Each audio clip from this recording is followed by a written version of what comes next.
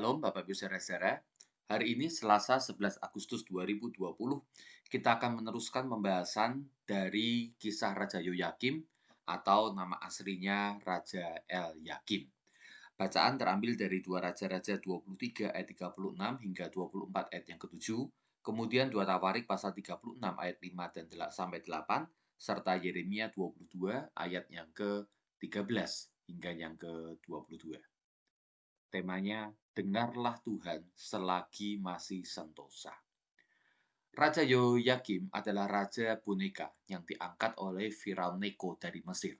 Kita ingat kemarin telah dibahas bagaimana Raja Yoahas telah diturunkan dengan paksa oleh Firaun Neko, lalu kemudian dia mengangkat kakak tirinya, yakni El Yakim, menjadi raja atas Yehuda, dan kemudian diganti namanya menjadi Yoyakim.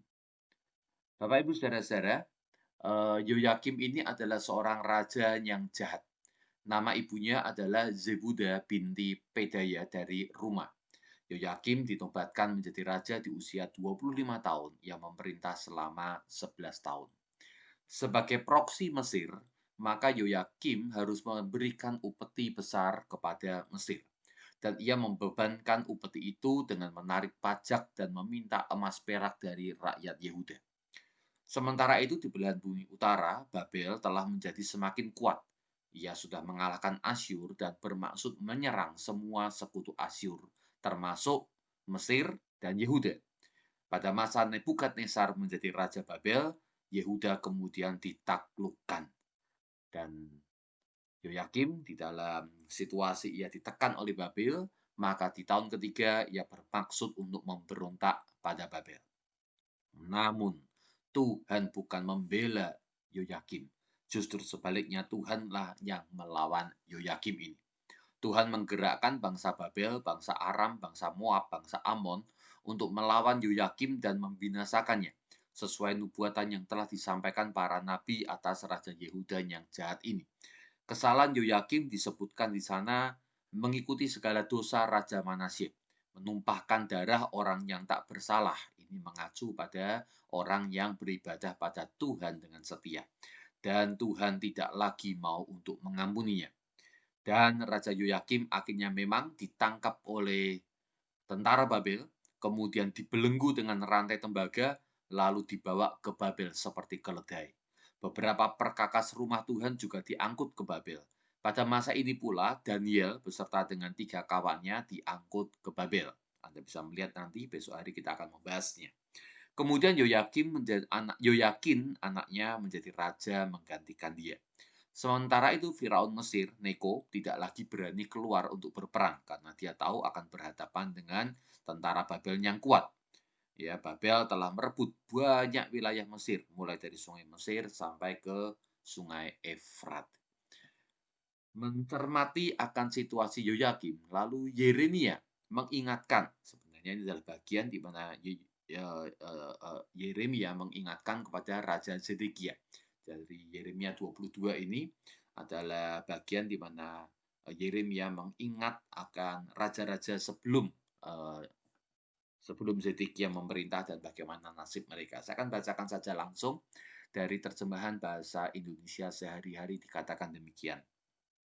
Celakalah orang yang membangun rumahnya dengan ketidakadilan dan memperluasnya dengan ketidakjujuran.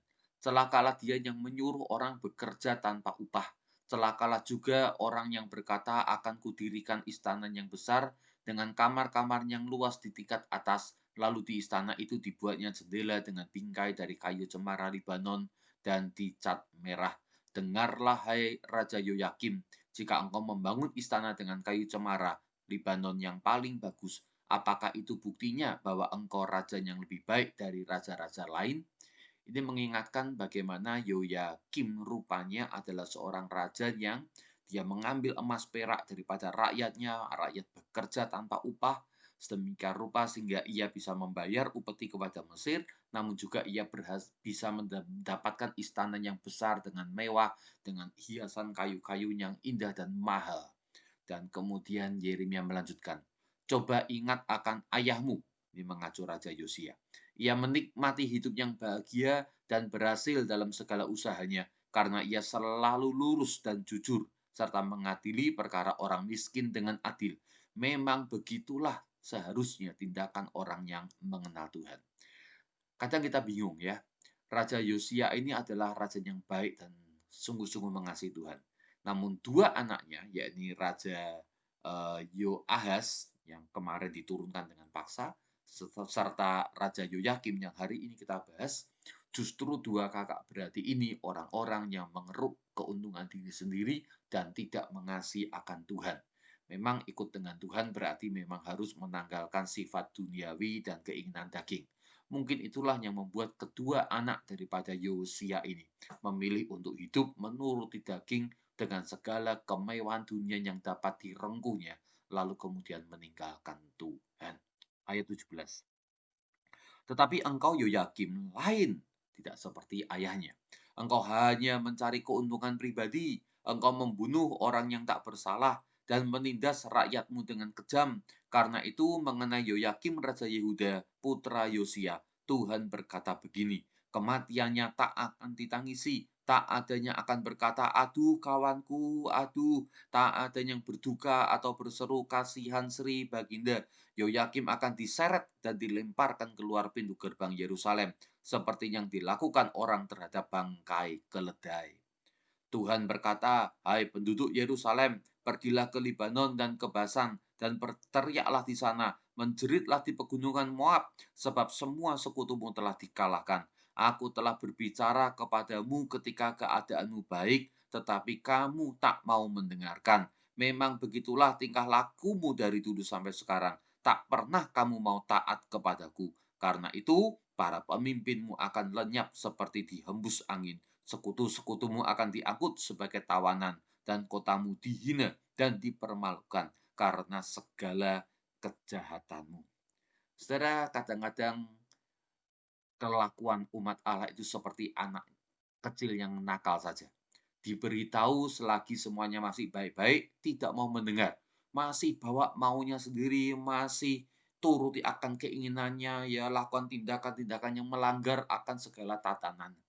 Seperti seolah-olah menunggu dipukul dulu, baru mau mendengar akan orang tua, baru mau mentaati akan segala aturan. Begitulah perilaku Raja Yoyakim. Bagaimana dengan perilaku kita? Apakah kita kadang juga seperti Yoyakim? Tunggu dipukul dulu sebelum mau bertobat. Dan seringkali pertobatannya sudah terlambat. Tuhan berkata, saya sudah tidak lagi mau mengampuni akan engkau. Karena sungguh terus-menerus melakukan kejahatan demi kejahatan seolah-olah sengaja melawan akan Tuhan. Maka Bapak Ibu Saudara-saudara, mari kita datang kepada Tuhan, bersyukur untuk hati yang mau untuk dengar-dengaran akan firman Tuhan. Dan biarlah itu terus dipelihara di dalam hidup kita. Mari kita berdoa. Kalau kami masih memiliki hati yang mau dengar-dengaran suara Tuhan, kami bersyukur Tuhan. Kami tidak ingin menunggu keadaan buruk baru kemudian mencari Tuhan. Sebaliknya justru sementara keadaan masih baik-baik saja, hidup dalam damai sejahtera, kami mau mencari akan Engkau. Seperti Raja Yosia yang terus-menerus mencari dan mengandalkan Engkau, sehingga hidupnya mengalami kebahagiaan dan kesejahteraan. Itulah kami ya Tuhan, jauhkan kami hati yang jahat seperti Raja Yoahaz ataupun Raja Yoyakim ini, yang bahkan setelah dipukul sekalipun, masih mengeraskan akan hati. Ya Roh Kudus terus lembutkan hati kami untuk senang, suka akan firman Tuhan. Dalam nama Tuhan Yesus, kami berdoa dan memohon haleluya. Amin.